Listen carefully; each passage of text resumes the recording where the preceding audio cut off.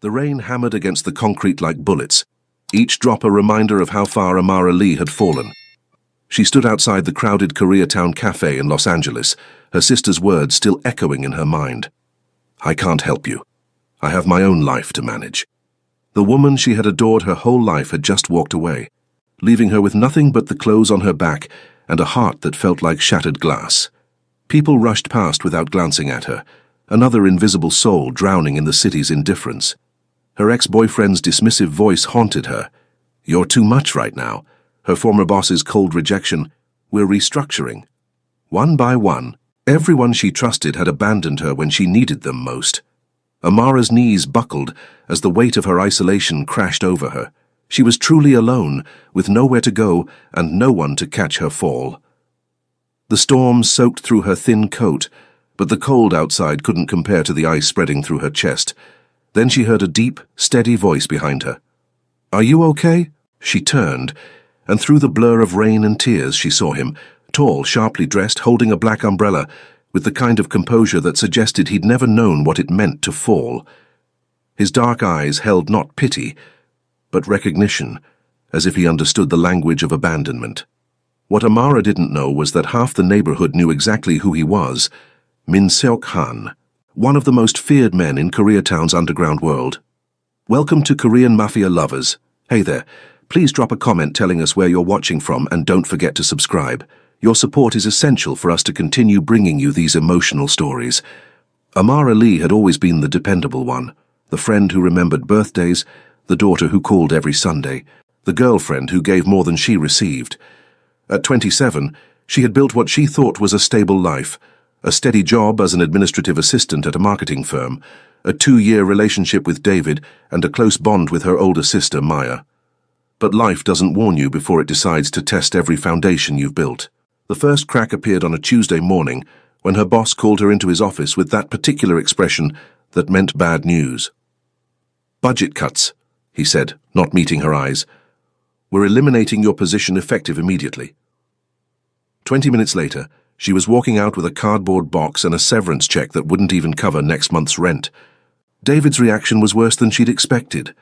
When she called him, voice shaking as she explained what happened, his response was a long sigh followed by, "Amara, I can't deal with this right now. I'm not signing up to carry someone who can't handle their own problems. You're too much." The line went dead. 3 days later, the eviction notice arrived. Her landlord, who had once been understanding about late payments, suddenly became unreachable. The walls of her small apartment seemed to close in as she realized how quickly everything could disappear. But the worst betrayal came from the person she thought would never abandon her. Maya lived in a beautiful house in Beverly Hills, married to a successful attorney, with 2 perfect children, and a life that looked like it belonged in a magazine. Amara had helped her through college, had been her maid of honor, had babysat her kids countless times without ever asking for anything in return. "I need somewhere to stay," Amara had said, standing on Maya's doorstep with her suitcase. "Just until I get back on my feet." Maya's expression had shifted from surprise to something that looked almost like disgust. "Amara, I can't have you bringing your drama into my home. My husband's partners might be here for dinner and I can't. I'm sorry, but you need to figure this out yourself." The door had closed with a soft click that sounded like a gunshot.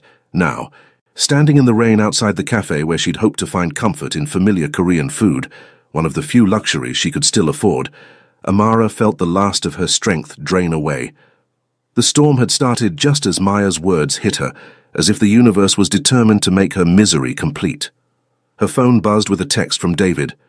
"Left your stuff with the doorman. Don't contact me again." Amara's legs gave out, and she sank onto a wet bench, no longer caring about the rain soaking through her clothes. She was 27 years old, college-educated, had worked since she was 16, and somehow she had ended up with absolutely nothing and no one. "Are you okay?" The voice was deep, calm, with just a hint of an accent that suggested English wasn't his first language. Amara looked up to see a man standing beside her bench, holding a large black umbrella that cast them both in shadow. He was tall, probably 6 feet, with the kind of sharp, handsome features that belonged in magazines. His dark hair was perfectly styled despite the weather, and he wore an expensive-looking black coat over what appeared to be a tailored suit, but it was his eyes that caught her attention. Dark, intelligent, and filled with something she hadn't seen in weeks, genuine concern. "I'm fine," she lied, her voice barely audible over the rain. He studied her for a moment, taking in her soaked clothes, her tear-stained face, the suitcase at her feet. "You're freezing," he observed, "and you're not fine." There was something about his tone, gentle but authoritative, that made her want to tell the truth. "No," she whispered. "I'm not." Without asking permission, he sat down beside her, adjusting the umbrella so it covered them both. The rain drummed against the fabric above their heads, creating a small pocket of relative quiet in the storm. "I'm Min Seok," he said simply. "Min Seok Han." Amara Lee. He nodded as if her name was important, worth remembering. "What happened, Amara?" Something about the way he said her name, carefully, respectfully, broke through the numbness that had been protecting her from the full weight of her situation. The words tumbled out. The job loss, David's abandonment, Maya's rejection, the eviction notice, the crushing realization that she had nowhere to go and no one to turn to. Min Seok listened without interrupting, his expression growing darker with each detail. When she finished, he was quiet for a long moment. "Your sister," he said finally, his voice carrying an edge she hadn't heard before. "She turned you away?" Amara nodded, fresh tears mixing with the rain on her cheeks. "And your boyfriend left you when you needed him most." "Ex-boyfriend," she corrected weakly. Min Seok's jaw tightened almost imperceptibly. "I see." He stood up, extending his hand to her. "Come with me." Amara hesitated. She didn't know this man, didn't know why he was being kind to her when everyone else had turned away, but something in his steady gaze made her feel safer than she had in weeks. She took his hand. Min Seok helped her to her feet, then guided her toward a sleek black SUV parked at the curb. The interior was warm and luxurious, with leather seats and the faint scent of expensive cologne.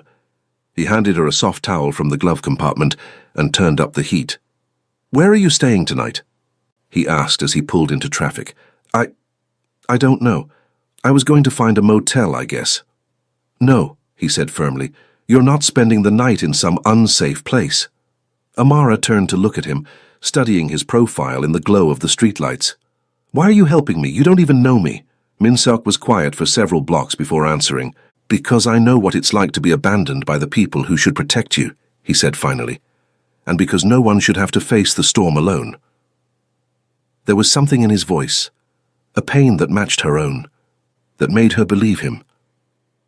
As they drove through the neon-lit streets of Koreatown, Amara felt something she hadn't experienced in weeks. Hope.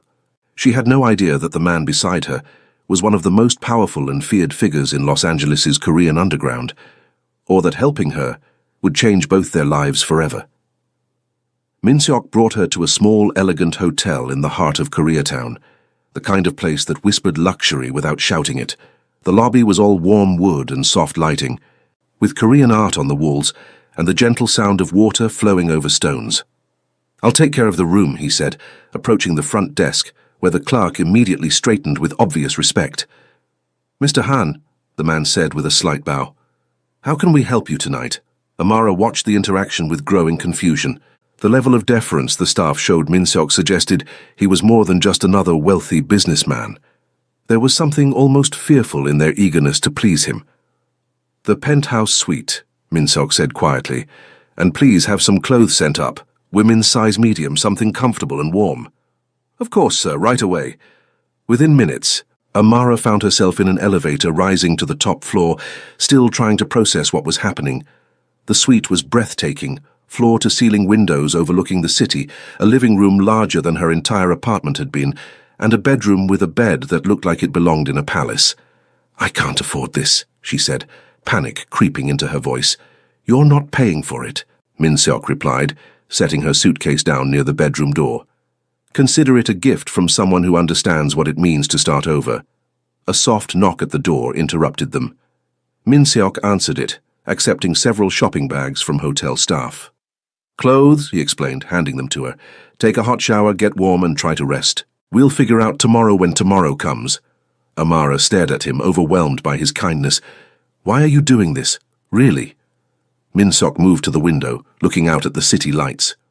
"When I was 15, my family lost everything," he said without turning around. "My father's business partner betrayed him, took everything we had built over generations. We went from living in a mansion to sleeping in our car in a matter of weeks." He paused, his reflection ghost-like in the glass. "I remember the night my mother tried to call her sister, my aunt who lived in a big house in Bel Air, who had always claimed to love us like her own children. She hung up on my mother, said she couldn't risk her reputation by associating with our situation." Amara's heart clenched at the pain in his voice. "That night a stranger helped us," Min-seok continued. "An old Korean man who owned a small restaurant. He gave us a place to sleep, food to eat, and most importantly, he gave us dignity. He didn't make us feel like charity cases. He made us feel human." He turned to face her then, his dark eyes intense. "I swore that if I ever had the power to help someone the way he helped us, I would. Tonight that someone is you." Amara felt tears threatening again, but these were different, tears of gratitude rather than despair. "I don't know how to thank you." "Don't thank me yet," Min-seok said with a slight smile. "Get some rest. Tomorrow we start rebuilding." After he left, Amara stood in the luxurious bathroom, staring at herself in the mirror. Her reflection looked like a stranger, hollow-eyed, defeated, lost. But for the first time in weeks, she felt a spark of something that might have been hope. The shower was hot and perfect, washing away not just the rain, but some of the despair that had been clinging to her skin. The clothes Min-seok had ordered fit perfectly: soft cashmere sweater, comfortable jeans, and undergarments that were clearly expensive but tasteful. As she settled into the impossibly comfortable bed, Amara found herself thinking about her mysterious benefactor. There had been something in the way the hotel staff treated him, something in the careful way he spoke about power and helping others.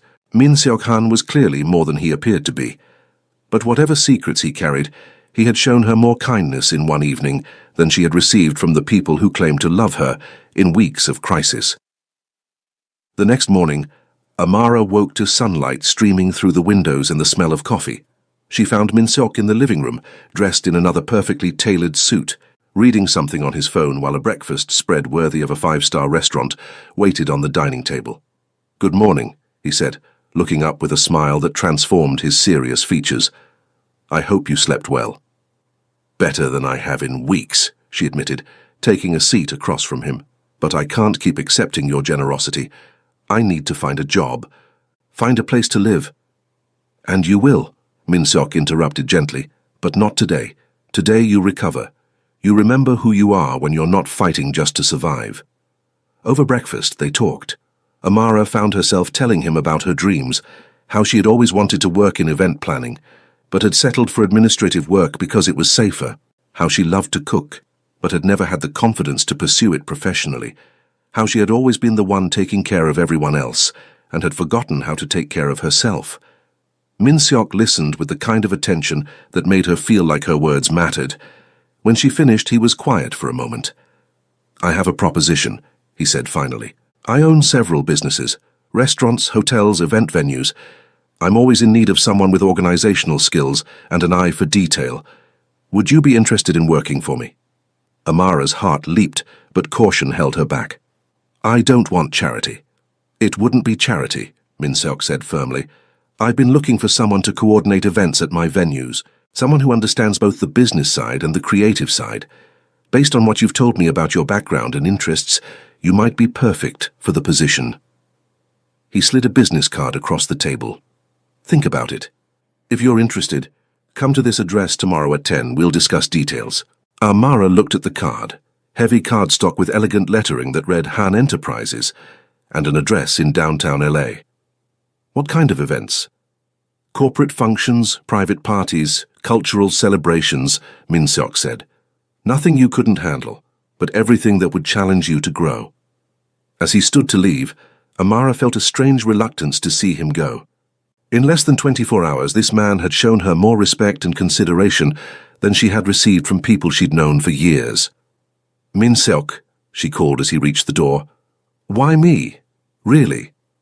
He turned back, his expression serious. Because when I look at you, I don't see someone who's broken. I see someone who's been broken by others, but refuses to stay down. That's rare, Amara, and it's valuable. After he left, Amara spent the day exploring the suite, thinking about his offer, and slowly beginning to believe that maybe, just maybe, her story wasn't over yet. The Han Enterprises building was a sleek tower of glass and steel that seemed to pierce the Los Angeles sky. As Amara stood on the sidewalk looking up at it, she felt a mixture of excitement and intimidation that reminded her she was about to step into a world completely different from any she had known. The lobby was all marble and modern art, with security guards who looked more like Secret Service agents than typical building personnel. When she gave her name at the reception desk, the woman's demeanor immediately shifted to something approaching reverence. "Ms. Lee, of course. Mr. Han is expecting you.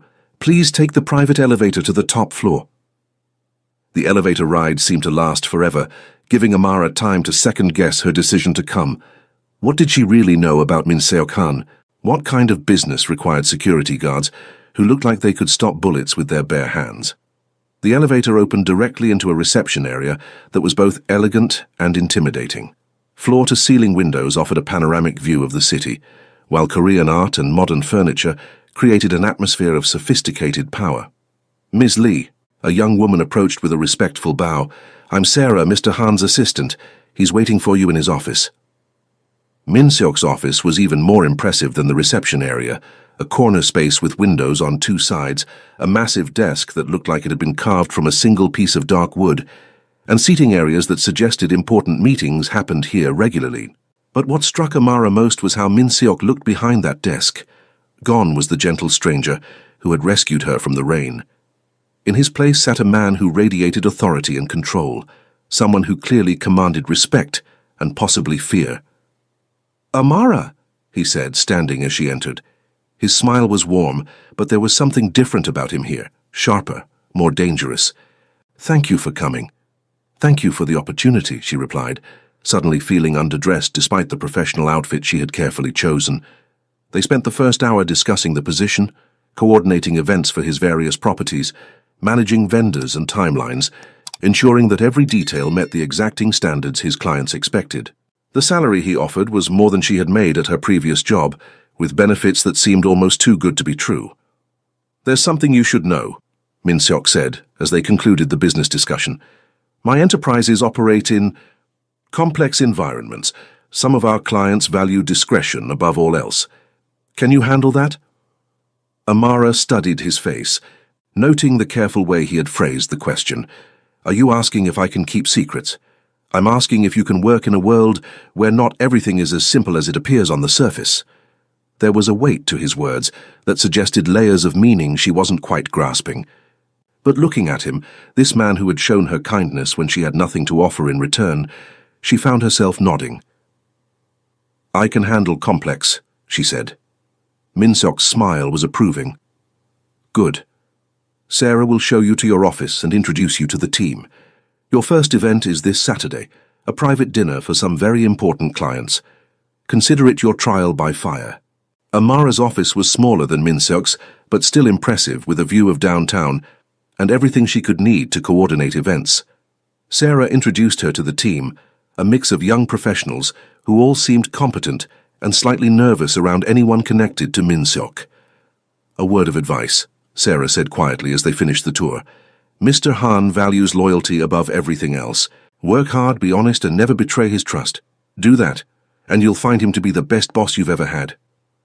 There was something in Sarah's tone that suggested the consequences of betraying that trust would be severe, but Amara pushed the thought aside. She had a job, a chance to rebuild her life, and an opportunity to work with someone who seemed to believe in her potential. The week flew by in a blur of vendor meetings, menu tastings, and logistics coordination. The private dinner was for 12 guests at Min Seok's most exclusive restaurant, a place that didn't advertise and required personal recommendations for reservations. Amara threw herself into the work with an intensity that surprised her. Every detail had to be perfect: the flowers, the wine pairings, the timing of each course. She found herself staying late each night, determined to prove that Min Seok's faith in her wasn't misplaced. On Friday evening, as she was finalizing the seating arrangements, Min Seok appeared in her office doorway.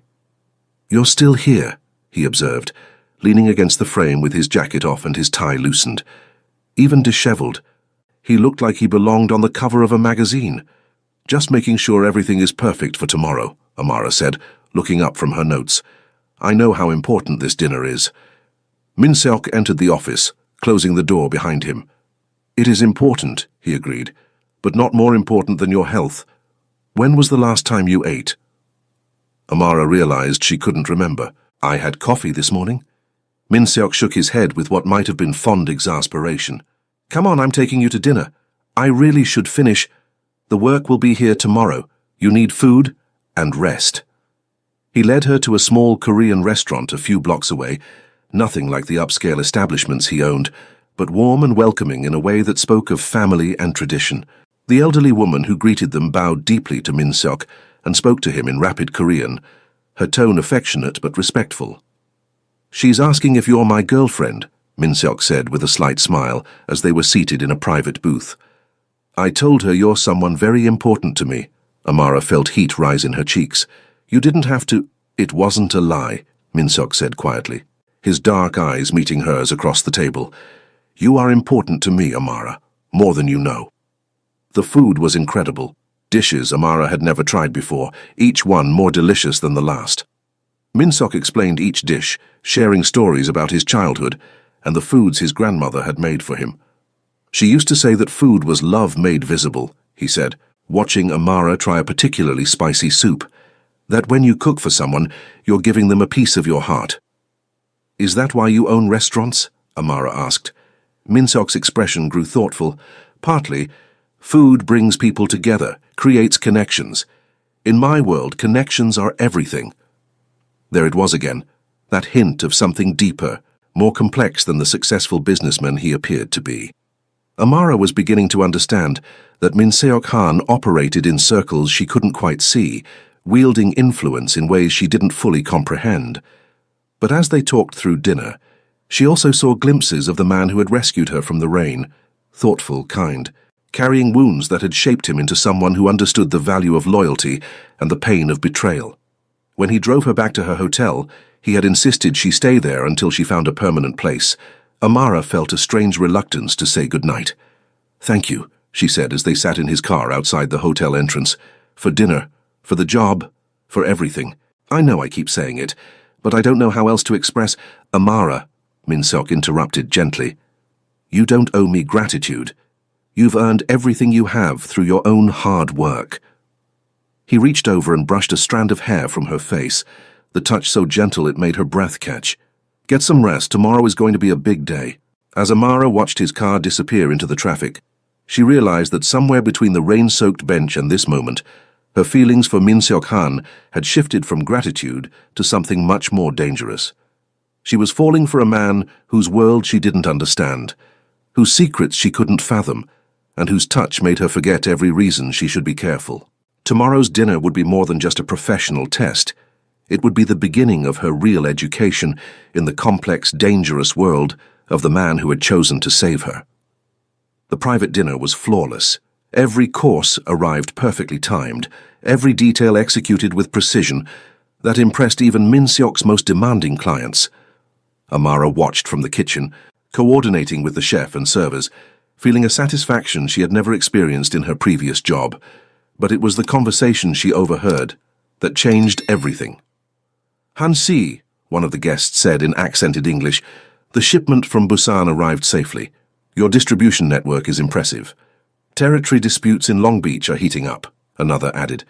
"The Yakuza are pushing boundaries again. Let them push," came Min Seok's calm reply. "They'll find our boundaries are made of steel." The words hit Amara like ice water. Distribution networks, territory disputes, Yakuza. The pieces of the puzzle she had been ignoring suddenly snapped into focus with terrifying clarity. Min Seok Han wasn't just a successful businessman. He was exactly what the whispered rumors in Koreatown suggested, a powerful figure in the Korean Mafia, someone who controlled territory and commanded fear as much as respect. Amara's hands shook as she continued coordinating the dinner service, her mind reeling with the implications. The excessive security, the way people treated him with fearful deference, the carefully worded warnings about discretion. It all made sense now. She had fallen for a criminal. After the guests left, Amara was cleaning up in the kitchen when Min Seok appeared in the doorway. He had loosened his tie and rolled up his sleeves, looking relaxed and satisfied with the evening's success. "Perfect execution," he said, moving toward her with that smile that had once made her feel safe. "I knew you were the right person for this job." "What job exactly?" Amara asked, her voice sharper than she intended. "Event coordinator or accomplice?" Min Seok stopped mid-step, his expression shifting to something more guarded. "What are you talking about?" "I heard the conversation, Min Seok. Shipments from Busan, territory disputes, Yakuza." She set down the wine glass she had been holding, afraid her trembling hands would drop it. "What exactly am I working for?"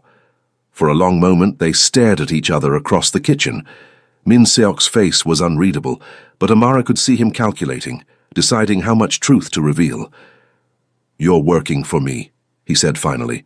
"Everything else is irrelevant." "Irrelevant?" Amara's voice rose.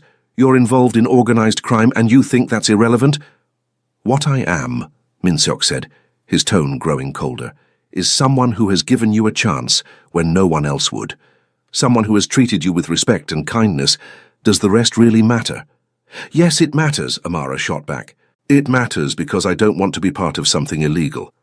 It matters because I thought I knew who you were, and now I find out you've been lying to me from the beginning." Min Seok's jaw tightened. "I never lied to you. I simply didn't volunteer information that wasn't relevant to your position." "Not relevant? I'm coordinating events for criminals. You're coordinating events for businessmen who happen to operate in grey areas," Min Seok corrected. "Nothing you've done is illegal, Amara. Nothing you've been asked to do compromises your integrity. But you're asking me to compromise my conscience." The words hung between them like a blade. Min Seok's expression hardened into something that reminded Amara why people feared him. "Your conscience," he repeated slowly. "Tell me, where was your conscience when you needed help? When you were abandoned by everyone who claimed to care about you? Did your precious moral standards keep you warm in the rain?" The words hit their target with devastating accuracy. Amara felt tears sting her eyes, but she refused to let them fall. "That's not fair." "Fair?" Min Seok laughed, but there was no humor in it. "Nothing about this world is fair, Amara. I learned that when I watched my family lose everything to men who smiled while they destroyed us. I learned it when I had to build power from nothing, because it was the only way to protect the people I care about." He moved closer, his presence suddenly intimidating rather than comforting. "You want to judge me? Fine. But remember that the man you're judging is the same one who pulled you out of the storm when no one else cared enough to stop." "I can't do this," Amara whispered. "I can't be part of your world." "Then leave," Min Seok said flatly. "Walk away. Go back to your safe moral world where good people abandon you and bad people are the only ones who show you kindness." The dismissal in his voice was like a physical blow. Amara grabbed her purse and headed for the door, pausing only when she reached it. "I thought you were different," she said without turning around. "I thought you were someone I could trust." "I am someone you can trust," Min Seok replied quietly. "But trust and understanding are two different things. You're not ready to understand my world, Amara. Maybe you never will be." Amara left without another word, but she could feel his eyes on her until the elevator doors closed. The next few days passed in a blur of regret and confusion. Amara found herself in a cheap motel, using her savings to pay for a room while she searched for another job. But every interview felt hollow, every opportunity pale compared to the work she had been doing for Min Seok.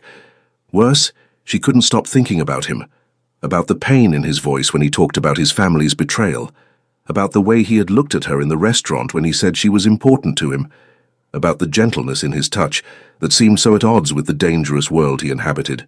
On Thursday evening, as she sat in her depressing motel room scrolling through job listings, her phone rang. The number was unknown, but something made her answer. Amara Lee. The voice was unfamiliar, cold. "Yes? You used to work for Han Min Seok." It wasn't a question. Amara felt ice form in her stomach. "Who is this?" "Someone who knows you have access to information we need. Han's schedule, his security protocols, his business meetings." "I don't have that information," Amara said quickly, "and I wouldn't give it to you if I did." You will, the voice said with chilling certainty. Because if you don't, we'll make sure everyone knows about your connection to Han's organization. Your sister with the perfect life, your ex-boyfriend with his new job. How do you think they'll react when they learn you've been working for the Korean Mafia? The line went dead. Amara stared at her phone, her hands shaking. Somehow, her attempt to escape Min-seok's world had only pulled her deeper into it. And now she was trapped between loyalty to a man who had saved her and threats from people who could destroy what little she had left. As she sat in the gathering darkness, Amara realized that her choices had just become much more complicated and much more dangerous. The threatening call haunted Amara for 2 days. Every time her phone rang, every shadow that seemed to follow her, every stranger who looked at her twice, all of it fed the growing paranoia that she was being watched, hunted by people whose faces she couldn't see, but whose intentions were crystal clear. On Saturday evening, as she sat in a coffee shop trying to work up the courage to call Min-seok and warn him about the threat, her phone buzzed with a text from an unknown number. Parking garage, level B3. Come alone, or your sister gets a very interesting phone call about your criminal associations. Amara's blood turned to ice. They had found Maya. The parking garage was dimly lit and nearly empty, the kind of place where screams would echo and no one would come running. Amara's footsteps seemed impossibly loud as she made her way to level B3, her heart hammering against her ribs. She found them waiting near the stairwell. 3 men in expensive suits who looked like they could break bones without wrinkling their clothes.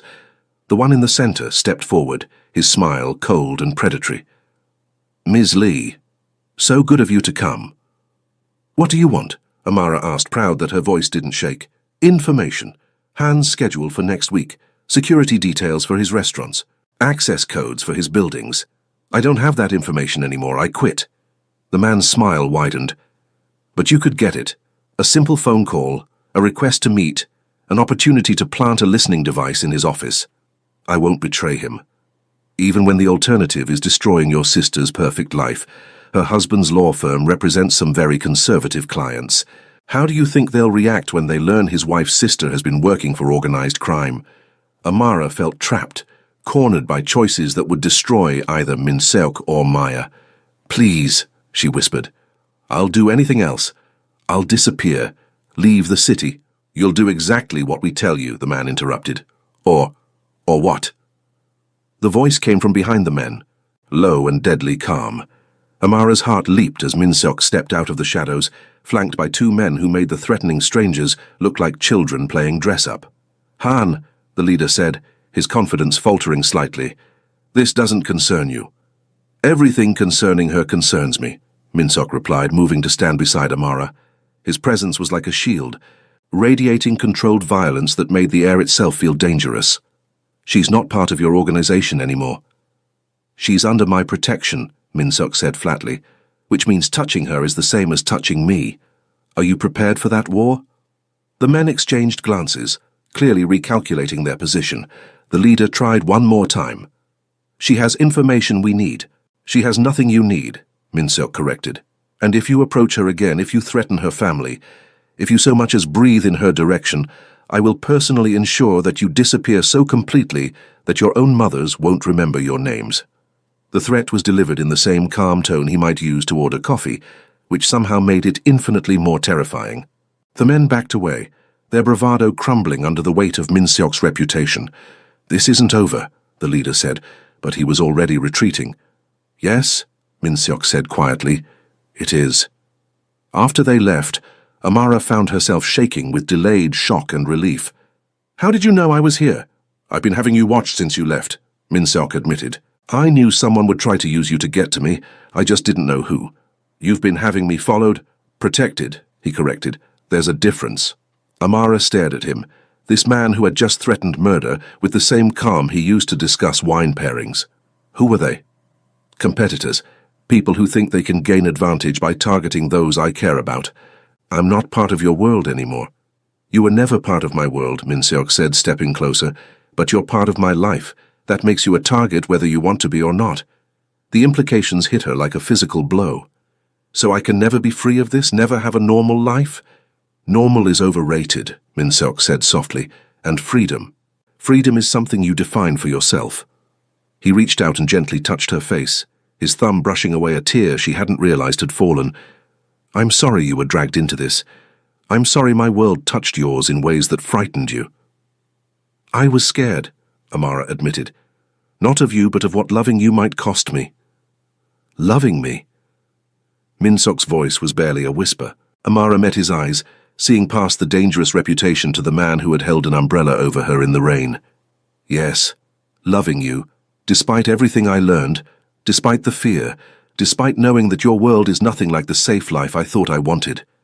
Minsok's control cracked, and she saw the vulnerability he kept hidden beneath layers of power and authority. "Amara, I choose you," she said, the words coming from somewhere deeper than logic or fear. "Not your world, not your business, not your reputation. You. The man who saw me when I was invisible, who gave me dignity when I had nothing left, who protected me even when I walked away." Minsok's hands framed her face, his touch reverent.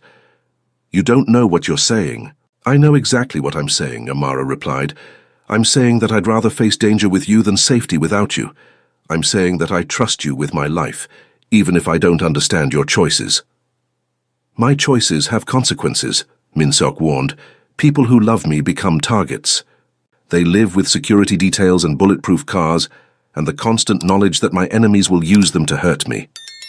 "Then we'll face those consequences together," Amara said firmly, "because the alternative, living without you, isn't really living at all." Minsok stared at her for a long moment, searching her face for any sign of doubt or fear. Finding none, he pulled her into his arms and kissed her with a desperation that spoke of weeks of regret and longing. When they broke apart, both breathing hard, Minsok rested his forehead against hers. "I choose you too," he whispered, "despite every reason I shouldn't, despite every danger it brings, despite knowing that loving you makes me vulnerable in ways I swore I'd never be again." "Then we're both crazy," Amara said with a shaky laugh. "Probably," Minsok agreed, "but I'd rather be crazy with you than sane without you." As they stood together in the dim parking garage, surrounded by the shadows of his world but holding on to the light they had found in each other, Amara realized that sometimes the most dangerous choice is also the only one worth making. She had been rejected at her lowest point by everyone she thought she could trust, but in the end it was the man everyone else feared who had chosen to love her exactly as she was. And that choice, dangerous, complicated, and absolutely terrifying, was the most beautiful gift she had ever received. 2 years later. The rooftop garden was Amara's favorite place in all of Minsok's properties, a hidden oasis above the city where vegetables grew alongside flowers, where the chaos of Los Angeles felt distant and manageable. She knelt among the tomato plants, her engagement ring catching the late afternoon sunlight as she worked. "The caterers want to confirm the menu for tomorrow's event," Sarah called from the doorway, holding a tablet and wearing the patient expression of someone who had learned to navigate Amara's perfectionist tendencies. "Tell them the Korean fusion menu is final," Amara replied, without looking up. "And remind them that Mr. Chen is allergic to shellfish." "Already noted. Also, your sister called. She wants to know if she can bring the kids to the office Christmas party next week." Amara smiled. Maya's relationship with her had transformed completely over the past 2 years, a combination of genuine remorse for her abandonment and healthy respect for Minsok's protective instincts. The children adored their Uncle Min, who spoiled them shamelessly and taught them Korean phrases that made their grandmother beam with pride. Of course she can bring them. Min loves showing off for his honorary niece and nephew. The sound of footsteps on the garden path made her look up. Minsok was walking toward her, his suit jacket slung over his shoulder and his tie loosened after a long day of meetings. Even after 2 years, the sight of him still made her heart skip. "How was the meeting with the City Planning Commission?" she asked, standing and brushing dirt from her hands. "Productive. The new restaurant will break ground next month." He pulled her into his arms, not caring about the garden soil on her clothes. "How was your day?" 3 events, 2 vendor meetings, and 1 very successful negotiation with the flower supplier. Amara settled into his embrace, feeling the tension of the day melt away. "Also, David called." Minsok's arms tightened slightly around her. What did he want? To apologize, again, and to ask if we might consider hiring his event planning company for corporate functions. "What did you tell him?" "That we're very happy with our current arrangements. Amara said diplomatically.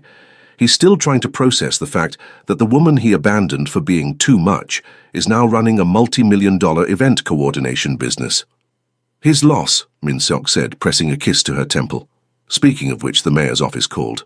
They want us to coordinate the cultural festival next spring. The whole festival? Amara pulled back to look at him, excitement sparkling in her eyes. That's huge, Min. It would establish us as the premier event company in the city. It would also put you in the spotlight, Min Seok warned gently. Are you ready for that level of visibility? It was a conversation they'd had many times over the past 2 years. Amara's business had grown exponentially under Min Seok's protection and guidance, but success in their world always came with increased scrutiny. She had learned to navigate the complex balance between legitimate business and the shadowy connections that made their empire possible. I'm ready, she said confidently. We've built something real here, something that stands on its own merit. Let them look as closely as they want. Min Seok smiled, pride evident in his expression. Then we'll take the contract. As the sun set over the city, they stood together in their garden sanctuary, planning futures that once seemed impossible. Amara had learned that love wasn't about finding someone who fit into your safe, predictable world. It was about finding someone worth building a new world with, even when that world was complicated and dangerous, and absolutely nothing